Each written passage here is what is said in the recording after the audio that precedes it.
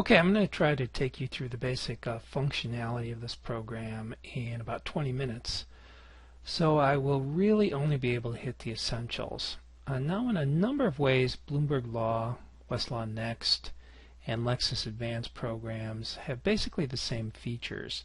As I like to tell students when I talk about these databases, they basically do three things. The first is document retrieval. This is when you have a legal citation in hand and you just want to see it or make a copy, or you just have a case name, and that's the simplest thing to do.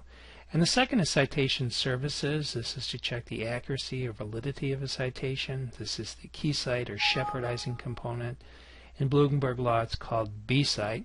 And the third function is to do legal research.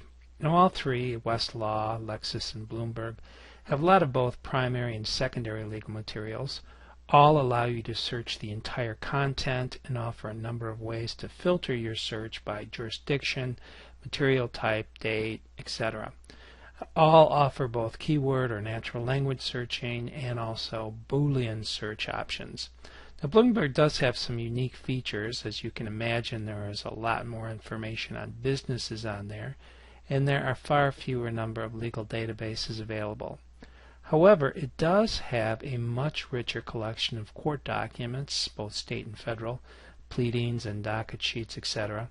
So a lot of material that you would have previously gone to Pacer for, you can now get on Bloomberg Law. In fact, it has a direct feed from Pacer.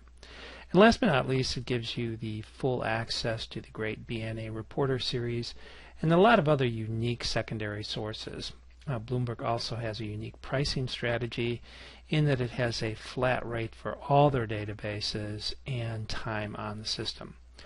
Okay, what I will do is to run through the functions that are expressed in the top tabs at the top, and in the interest of the time, not all of them. But we will be looking at the Search and Browse feature, the Practice Center, Litigation and Dockets, Legislative and Regulatory, and the Legal News and Analysis tabs.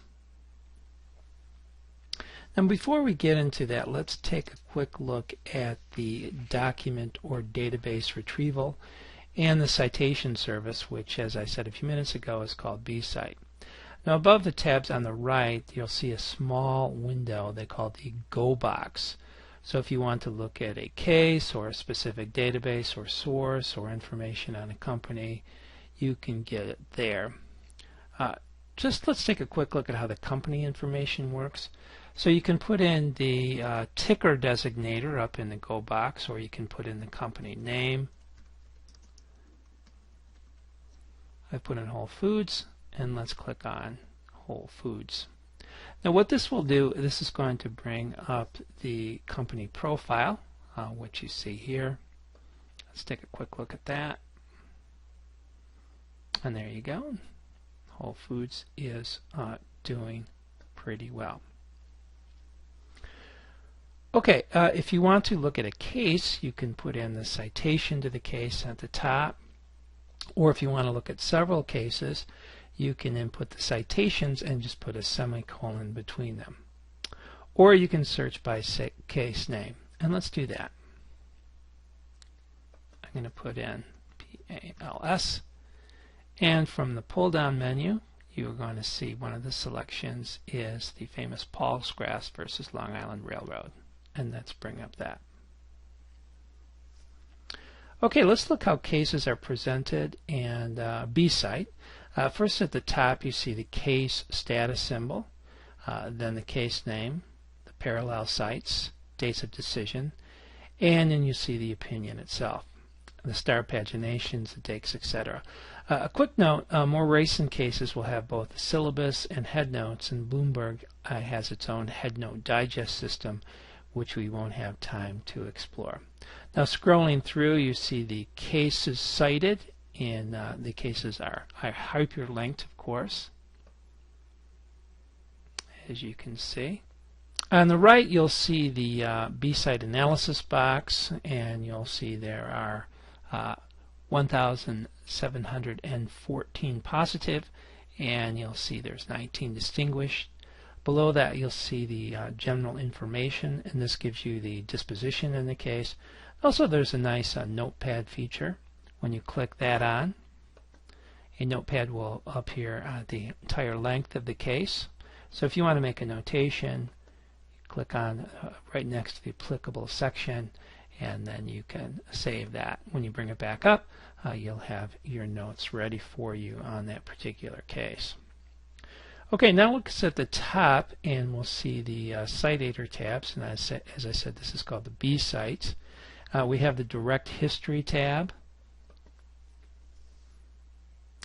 and this gives you the history of the case as it goes through the appellate chain. Then we have the Case Analysis tab, and you'll see the case analysis symbols on the left. And on the right, you'll see the depth of coverage boxes, which just means the more boxes, the deeper discussion there is on the cited case. And then you'll see the extract length under that. And this will show you where Paul's graph is cited in this case. You can also bring up cases by date in reverse chronological order, or by citation frequency, citing case analysis, or by court. The next tab is the Table of Authorities tab, and these are the cases that were cited in Paul's graph that on which Paul's graph built its authority. And the next tab is the Citing Documents. These are all the documents, regardless of type, that have cited Paul's graph. Okay, let's start looking at the tabs, and we'll start with the Search and Browse tab. First, you can find a complete list of the legal databases available on Bloomberg Law. Click on the Search and Browse and then All Legal Content search page.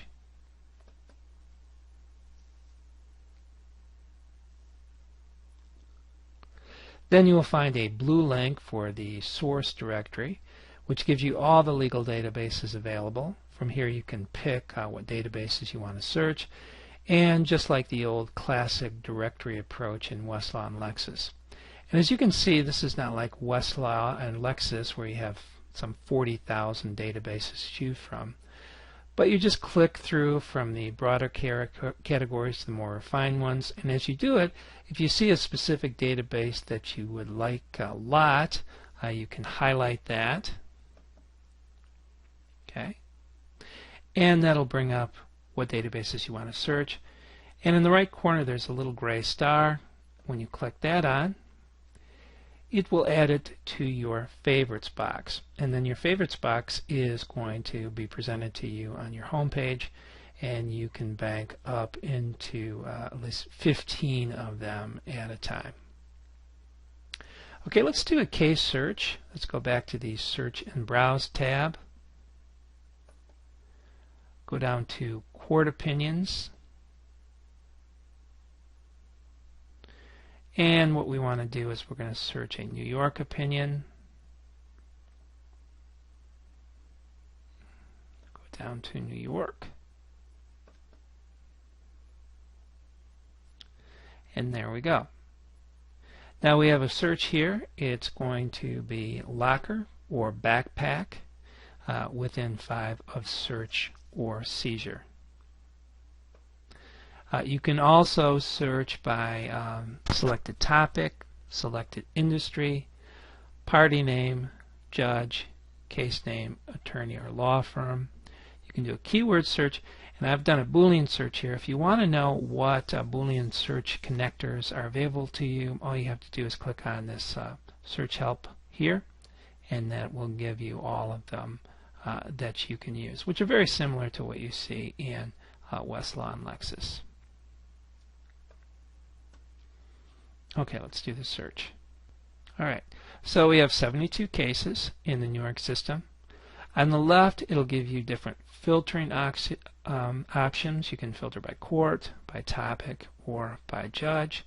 You can also modify your search right at the top of the screen, which I'm going to do now.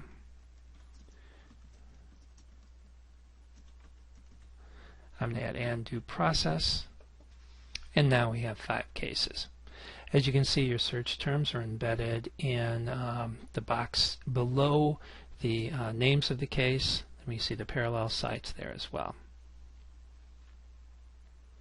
And here again you can retrieve your cases either by date or court or most cited or relevance.